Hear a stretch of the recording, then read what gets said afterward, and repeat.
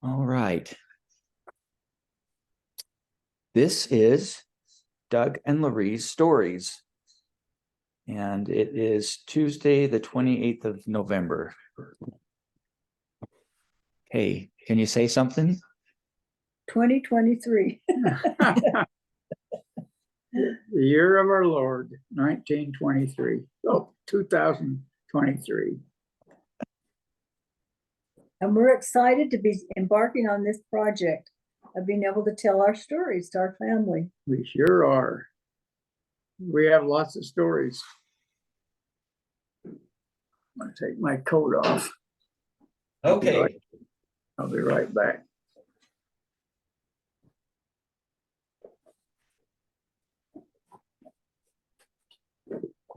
So are you going to ask us questions or? Yeah, I will. I'm letting you get settled. Okay. There, that's better. Okay. Dad, you want to move the screen just a little more so Mom's a little less to the side? There you go. Good. Okay. Okay, well, I think why don't we start with that? How did you two meet? Let's hear the story of how you met. Halloween night, 1962. we were attending a mutual class, actually a Halloween party, because it was the 31st of October, 1962. Mom was a chorister and a pretty good chorister, but she didn't. Except I can't sing and I can't lead the music. But my mother told me to never turn down an opportunity for a church calling. So when they asked me to do it, I accepted. And this is for the young men and young women.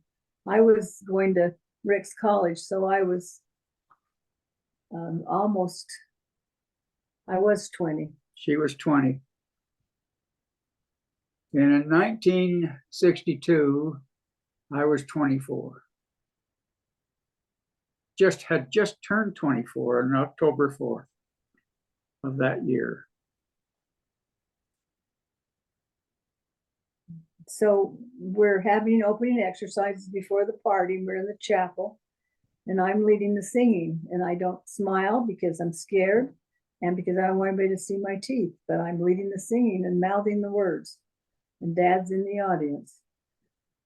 So the singing's finished, opening exercises are through. Everybody leaves to go into the cultural hall for the party, the Halloween party. And Mom comes down the aisle and I stand up and I look at her and I say, "Do you ever smile?" And she said, No. exactly the way she said it too, those 60 plus years ago. In fact, not plus very many. So we went to the party, and as the party came to an end, I asked if she'd like a ride home. Now, a ride home from the church was only about a block and a half. But she accepted a ride home, and on the way I said, "Would you like to go get a hot chocolate?" And she was excited about that. So we went over to a little drive-in on First Street, ordered a hot chocolate, and then went for a drive. This is in Idaho Falls, by the way. And we drove for, I think, almost 2 hours. I don't know what time the party got out, but I'm guessing around 9 or 9:30. So we talked about everything in the world you can imagine. And Mom said it was the most intellectual conversation we had for years and years. Finally, maybe 20 years later, we were on our way to, I don't know whether it was Boise or Burley or somewhere. And we had another intellectual conversation. We didn't have many in between, according to her. That's because we had kids. Anyway. Following that night, and we had a nice time together. I don't know what we talked about, but we talked about a lot of things: who we were, where we were from, what was going on in our life. Mom explained to me that she was going to Rick's College, I told her I was working in Idaho Falls because this is the first time, literally, that we'd seen one another, even though we were both in the same ward. In fact, I think to this day, the bishop had in mind he would put two people together that they could meet and maybe fall in love. And we did fall in love. In fact, Mother couldn't get rid of me.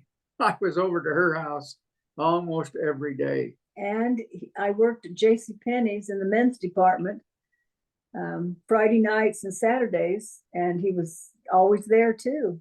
He bought hats, he bought gloves, he bought, I mean, he bought like dress hats and gloves, and he was always there.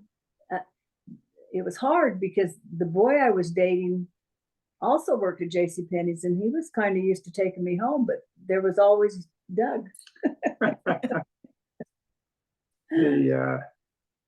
Well, later on, not that much later, maybe a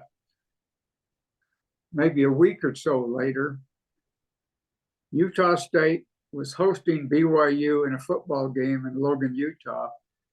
And I asked Mom if she'd go to the game with me. And I said, no. She didn't really say no. She said, oh, I can't because I have to work. And the only times I could work were Friday nights and Saturdays because I was going to school and the stores weren't open late, just on Friday nights. So I needed the work. So I got to know her boss a little bit going to see her. Because he was always hanging out at the men's department. And at any rate, I went to her boss and I said, Bert, you think it'd be all right if LaRee didn't work next Saturday? Because I'd like to have her go to a football game with me in Logan. BYU's playing Utah State. He said, I think that'd be a great idea. He said, take her with my blessings. At any rate, we went to the game. During the whole game, the Utah State cheering section, I mean, all the students on the other side of the field, we were sitting on the BYU side. That's because that's where our tickets were. I was a Utah State fan. I don't know who Mom was cheering for. Mom was a BYU fan. And all during the game, the student body on the other side of the field chanted, smother the brothers, smother the brothers, the whole game long. And they did. So following the game, I don't know whether I had told Mom that we were going to go to my house afterwards. Of course you didn't tell me. So I said, well, why don't we go down and meet my parents? Which we did. And they invited us to stay the night. And so Mom called her folks and let them know. No, we didn't stay the night. Oh, we didn't stay the night? No. Oh, cancel that. Your parents were walking out the door as we came in. They said, hi, glad to meet you. You're welcome to spend the night. And then they left. But I wouldn't spend the night because my mother wouldn't have approved and understood, and I didn't want to hurt my mother. So we went back that night. So Christmas Eve, we had a few dates in between. We had a lot of dates in between. I would go over to their house. Let me back up a little bit. I'd go over to their house, and they loved to play games. They were a game-playing family. At least that's what I thought. We have different memories of this. So. They played a game called Spoons. So you dealt cards out, and as soon as someone could do something, I can't remember whether it was matching up cards or whatever, then they silently reached out into the table and grabbed a spoon. If there were 6 playing, there were 5 spoons in the middle of the table. And the person that didn't get a spoon was out. And then there were 4 spoons in the middle of the table with 5 players, and so forth and so on, until there was only 1 spoon left in the middle of the table with 2 people trying to get that 1 spoon. And I still have scratches on the back of my hands trying to grab those spoons. But that was fun. We played other games. I don't know what other games you played, but whatever they played, I played along with them.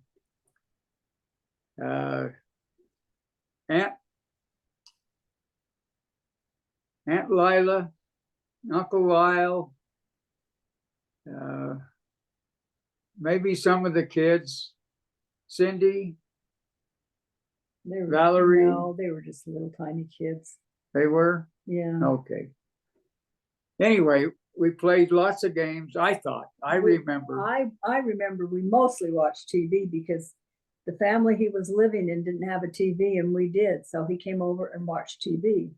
So I don't remember playing games. He remembers playing games. I don't remember. I know we played games.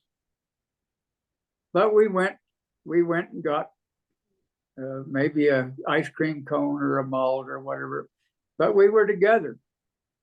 And I was enjoying it. I don't know whether Mom was, but I think she was. I think she was happy when I showed up. You know, this is one of my really special memories of that time. Is our front door was glass, and I was sitting on the couch reading a bedtime story to Greg and Lane. Greg and Lane, my nephews, lived with their dad Dean, and they were like 2 and 5 maybe. And we're going on a date, and I have on a red dress, and I looked up, and Doug was standing there outside the window looking at me, and I could tell by the look on his face that he loved me. And it was a really tender, special moment. And I remember I saved that dress that I was wearing until we moved from Arizona back to St. George, and I got rid of the dress, but because it had moth holes in it from the moth eating it. But it was such a beautiful moment to me because I could tell he thought I was beautiful, and I could tell he loved me. And I was wearing that red dress. I did love her. One of my best friends, a man or boy by the name of Ray Harwood,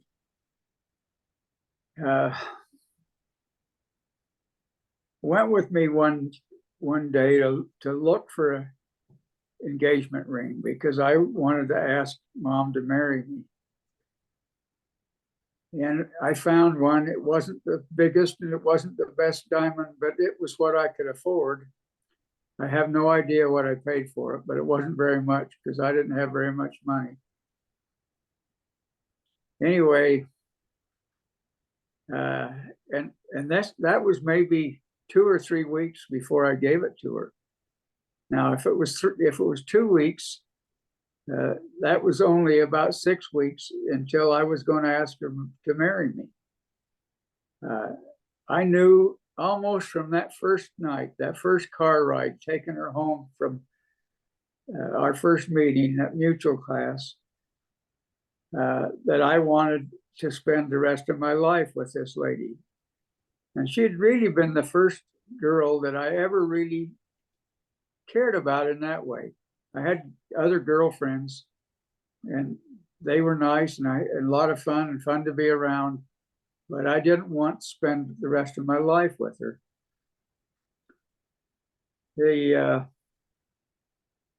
Mom had mentioned that her 2 little nephews, Greg and Lane, lived there with her grandpa and grandma, and with Mom and Lyle, I guess, were all in the same house. And their dad. And their dad, Dean.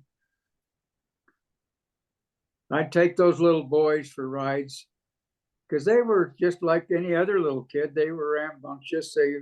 And I'd get them out of the house, and we'd go down by the river, or we'd go somewhere else and maybe feed the geese and the ducks. And it was a fun time with those little kids. Some of that time, I know Mom must have been working, She, as we said earlier, she was also going to Rick's College. And her ride to Rick's College, and which included a breakfast every day, was her boyfriend. He bought me breakfast every morning, What was his name? Clark, Clark. because we had to leave. I had to leave home at 6 in the morning. So when we got to Rexburg, he'd always buy me my breakfast. Wasn't he nice? He continued to do that even after I knew Mom. Not after we were engaged. Not after we were engaged. Well, even before that, I was assigned to move up to Rexburg or drive up to Rexburg and run a little store that we had in Rexburg. And I said, well, LaRee, I'll be happy to give you a ride to school. But that was after we were already engaged. It was? Yeah, it was January. It was. Oh, okay. All right. It's a good thing we're both sitting here remembering so we can remember what really happened or what one of us thinks really happened. We played lots of games. At any rate, Christmas Eve, I don't know I really don't know what we'd done for Christmas Eve. Do you know? I don't remember. Maybe What? we'd been at Harvard's or something. Maybe we'd been there, I don't know. Christmas Eve, I brought her home, and this is about 10:30 or 11 o'clock at night. We're sitting out in front of her house in the car, and I asked her if she'd marry me. Now, LaRee, Mom will have to tell the rest of this story. I guess I said yes. And then we said goodnight and I went in the house.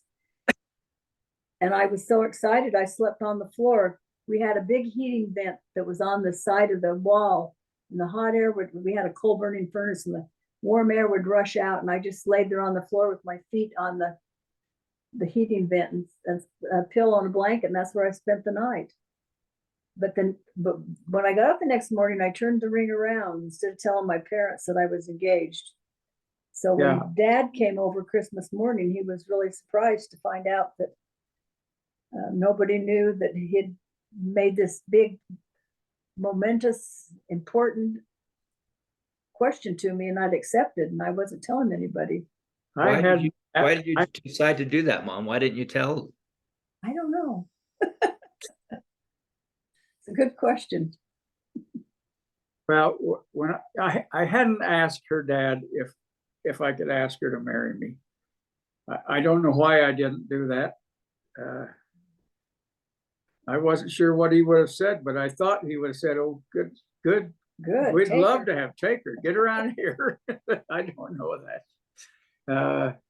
At any rate, when I got there that morning, she opened the door, and I looked down, and her ring was just a gold band or a silver band. What color was your ring? Silver. Silver. Yeah, it was just I said, "Have you told anybody I asked you to marry me and you agreed?" "No, not yet." I says, "Then let's go tell them all." And we did. They were excited. Maybe that's why I waited, so he could be there with me. They were excited, not only to get rid of a daughter, but get a son. Oh, everybody loved Doug. My nephews, Greg and Lane, thought he was the best thing since chocolate ice cream. All my nieces and nephews loved him. Everybody in my family loves Doug. They all think he's wonderful. In fact, they might keep him and let me go. No, I don't think so. Well, we set our wedding date, probably not that day, but not many days after. And I have no idea why we picked the date we picked. I have no idea either. There must have been a reason, but we picked April 12th. Yep. Ooh, that was close. That was close. I knew exactly the date. April 12th, 1963. We asked the bishop in our ward if he would marry us. I wasn't, at the time, I wasn't temple worthy, so I couldn't take mom to the temple to be married. But we did love each other. We did care for each other. Mom spent hours and hours working on her wedding dress. I don't know how many buttons she covered. I think because it buttoned up the back, is that right? Yeah. It buttoned up the back. And she covered all the buttons in a satin material, is that right? Pot de soie. It was a beautiful dress. You still have that dress? I do. Still has the dress. I was working all this time. Grandma Ward came to Idaho Falls for a couple of days and helped me work on my dress. We moved the sewing machine out into the living room. And she came and helped me sew the dress.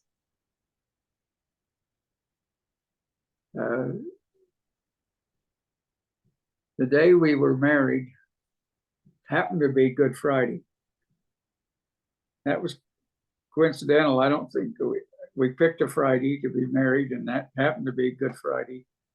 We had met on Halloween, and later on, our firstborn, David, was born on Valentine's Day. I don't think we had another holiday on a special day in our life, did we? So, no. But those three were unique.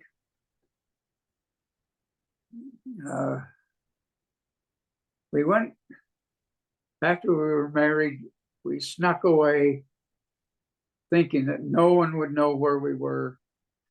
I had, Oh, you can't go there. You should have been there, kids, for the kiss I got at the altar. Oh my gosh. That was the most momentous kiss in the world. And I know Jason has heard this story about this kiss.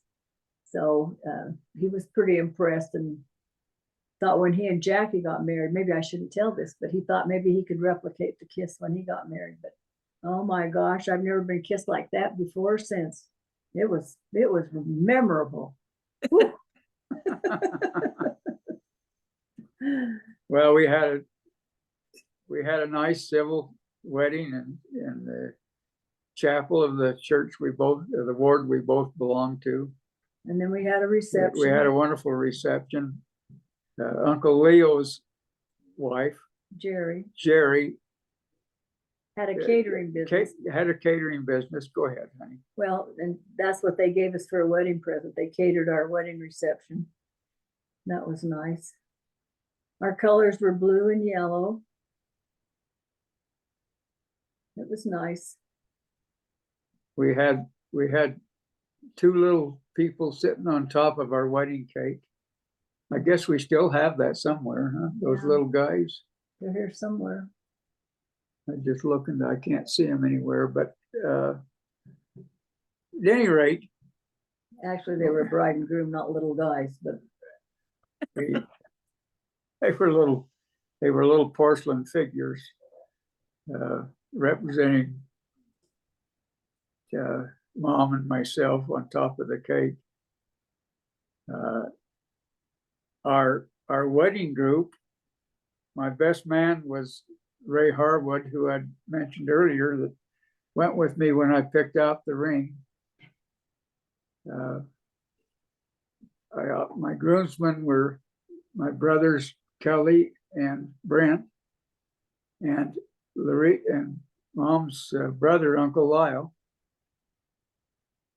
Her bridesmaid was her sister Lila. Lila was my maid of Her honor. maid of honor, right? And then my bridesmaids were my best high school friends. Linda Worston Keller, Elaine Bacon Jones, Nedra Lewis, and Kathleen Parker. We've been friends since we were little girls. Wonderful friends. I can't remember this, to be honest with you.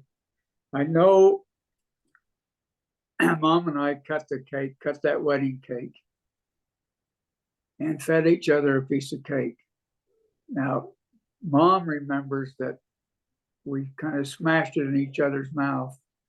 I don't remember that at all. Do you remember? Oh, I remember doing it, but that's a custom that I think is dumb. So I don't think we smashed with great gusto. gusto. I think we kept it pretty much inside each other's mouths. I'm just gonna our body. stop you two right there because I think this is a whole nother conversation and we're running out of time. Okay. Okay. So you know once you get it started, we don't quit. Yep. Okay, I'm gonna stop the recording here. Okay.